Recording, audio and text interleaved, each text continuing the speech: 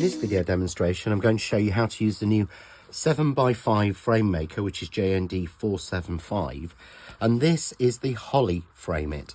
Now this gives you an actual frame die that's at only 1/2 inch wide. So I'll show you the card from the packaging here. You can see you get this beautiful just 1/2 inch frame all the way round, and of course it can be used with the 5x7 frame it die like this to give you another layer on it, which gives you a beautiful look, and again doesn't have to be used just for Christmas, although we have added Christmas inserts into here. So I will show you through the die itself. So what you're going to get in the die is you will get the 5x7 but 1/2 inch frame maker die. Take that little bit of tape off there.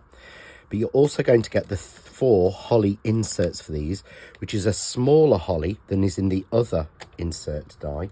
But again, these can be used in combination with your frame maker die squares that are 7 inch to like this, to give you a beautiful Holly frame all the way around in a square. So the inserts in here will work perfectly with the inserts in the square dies. But you'll also receive 2 baubles in here, one which is a deer and one which is greetings. And the greetings one, because the word is quite detailed, you'll see a lot of these do not cut. So I will show you that, but a lot of these don't cut. So you can either scrape from the back if you want to cut them off, or it will just impress the word in there. It won't cut it completely out. It's how it's been designed, because the details are just too fine to be a cut line. So what we're going to do is make a card up using this die set. So I'm going to start with, here I've got a piece of coconut white and Christmas green, again from our Craft Artist Essential card range. And I'm simply going to cut into the white to start with and make our frame piece. So what we do is take our frame and put it down, and then we would take our first insert, slot it into one of the sides, and using the Craft Artist low tack tape, we simply tape that down. And it's a lot better to cut these together than cut the frame first. So we slot the next piece in, fitting it in evenly. Just take a couple of seconds to do that right. And tape that in. Take the third, and again tape that in. And take the final piece and tape that in. You may notice your frame maker dies, if they run through a lot of times, will start to bow slightly. You can just pull them back into shape, but it won't make a difference. As you see, this one bows. It won't make a difference to how this cuts. We'd simply run that through and cut it, which will give us this beautiful frame here. I'll bring the green in so that you can actually see that. It gives you that beautiful frame there.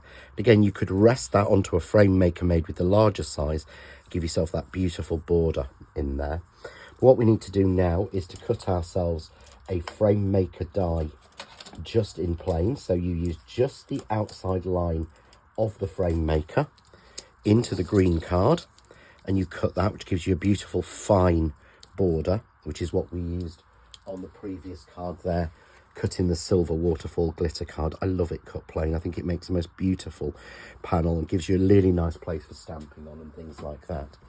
So we'll run that through and cut that, and that will give us then this piece here. So we get that simple green frame, which the white frame will fit perfectly over, and it's nearly impossible to do this correctly with separate nesting dies.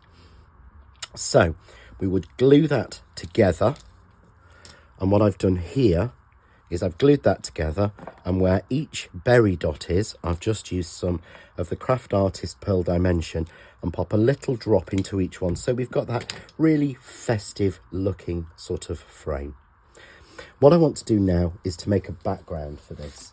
So I'm going to take another piece of the coconut white card, and this time I've cut this to just short on 5x7 inches so it doesn't pop through.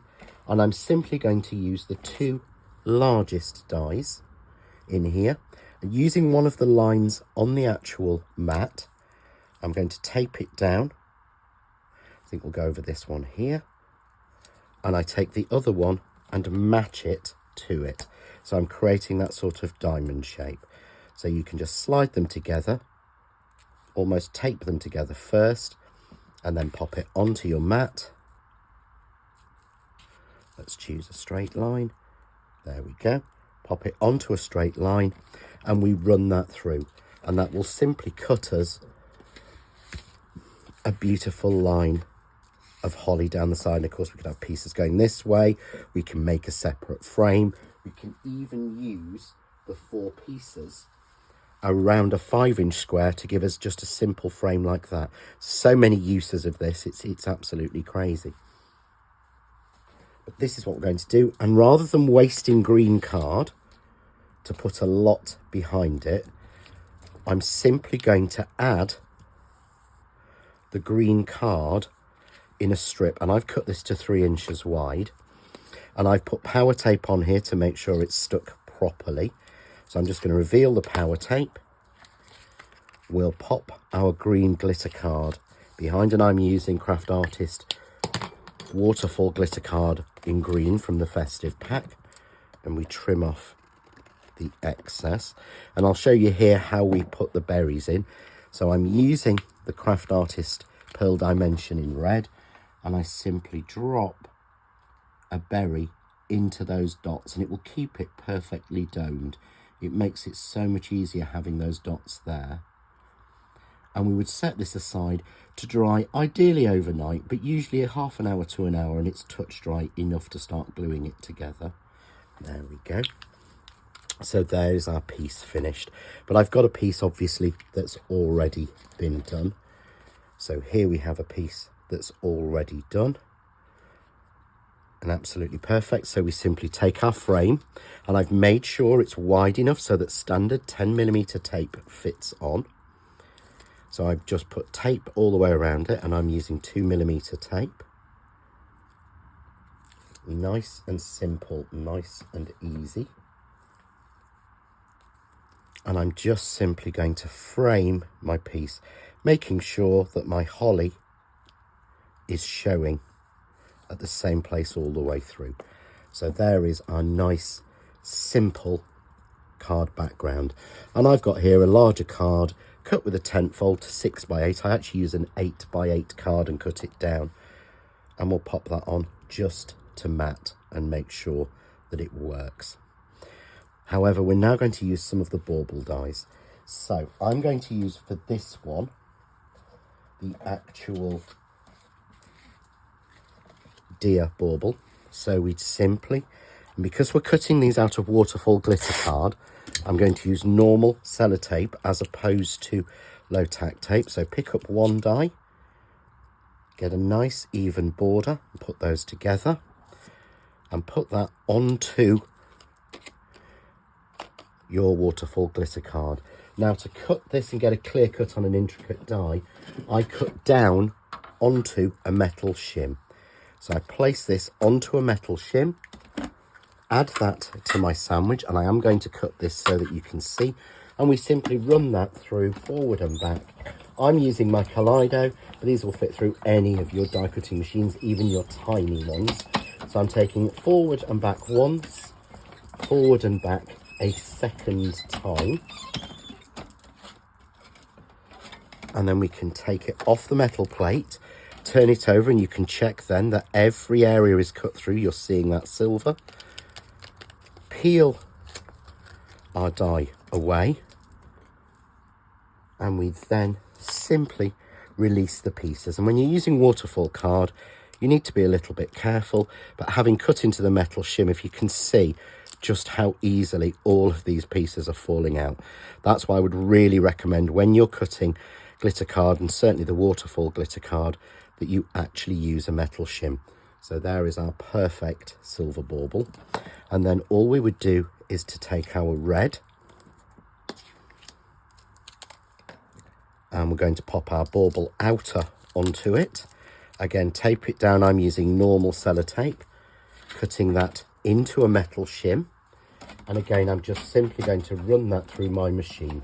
And I really can't stress enough the importance when you're cutting this style of card that you use a metal shim. It just finishes it off and bites through beautifully.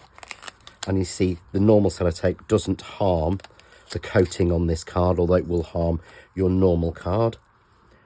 We'll take our center out, and you can see there, those will just fit together absolutely perfectly. So I have 2 that I've already done. Let's just take these pieces away.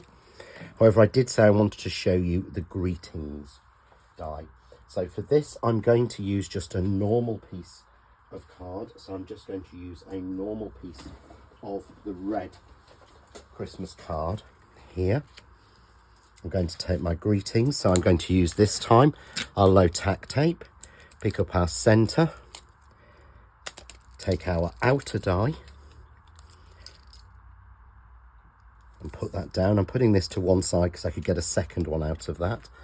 And again, with this die, I'm going to run it through using the metal shim as it's detailed, and that will help me with the word greetings. So we simply run that forward and back, and we will turn that over.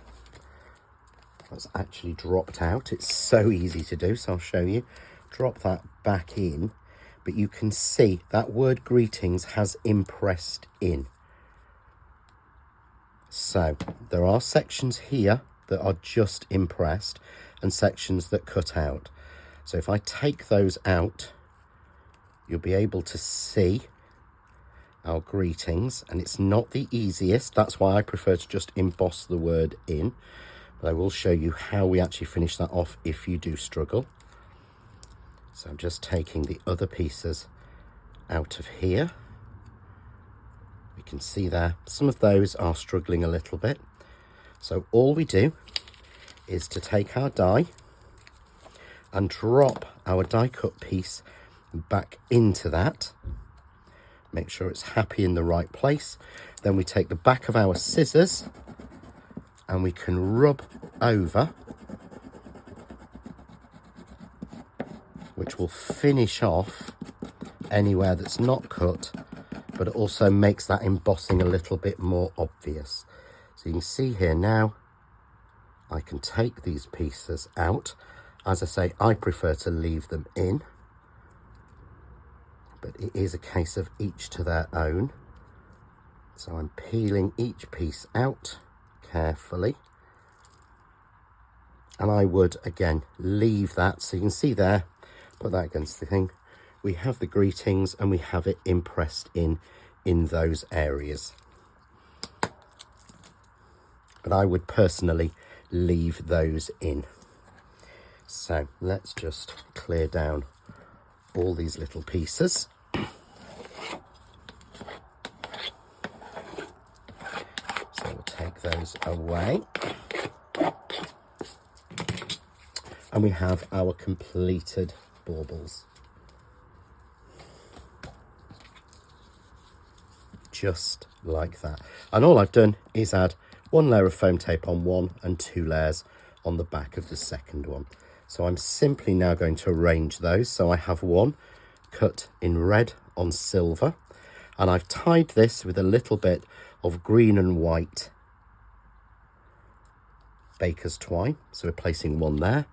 The next one has 2 layers of foam tape, and I'm going to put that a little bit lower. I'm then going to take those ties, I'm going to take them over to the back, just like that. Take a piece of our normal sellotape, and I do tend to use pound shop tape, so it's not the easiest to work with sometimes. My mum always says buy cheap, buy twice. Just going to bend that one over, and where I've knotted it off, I don't need the knots anymore. We just cut those out. And we simply add some foam tape onto the back of there, just so that it accounts for that extra weight, and make sure that those pieces of baker's twine don't come undone. Just like that. So I'm going to reveal my tape, as we would do as standard. Nice and simple. We're going to bring that in, and we'll pop our hanging baubles there. So our baubles are hanging beautifully in our framed piece. Again, now you can see If they're not quite right, you can move them into the right place. And all I'm going to do now is to use some of the JND475 Hawthorn. So I've cut these in the same green colour. And these are beautiful dies. I think you get 9 different, JND475 Sweeping Boughs, not Hawthorn. And I'm just simply going to put those across the top as if the baubles are hanging from a section of the Christmas tree. So we're then covering up where our baker's twine goes over the top. There we go. As if they're hanging from the Christmas tree. And I've simply got one of the frost flowers made up in the red, which I'm going to pop there. And take a second one. I'm just going to tuck that one in and take a third one, as I like my flowers in 3s. Coming down. And there we go. So there we have our beautiful baubles hanging on our framed card, as if they're hanging from a spray of leaves and flowers. For more ideas, hints, tips and inspiration, why not visit the Crafting with John Next Door and Crafts 2 group on Facebook. Enjoy.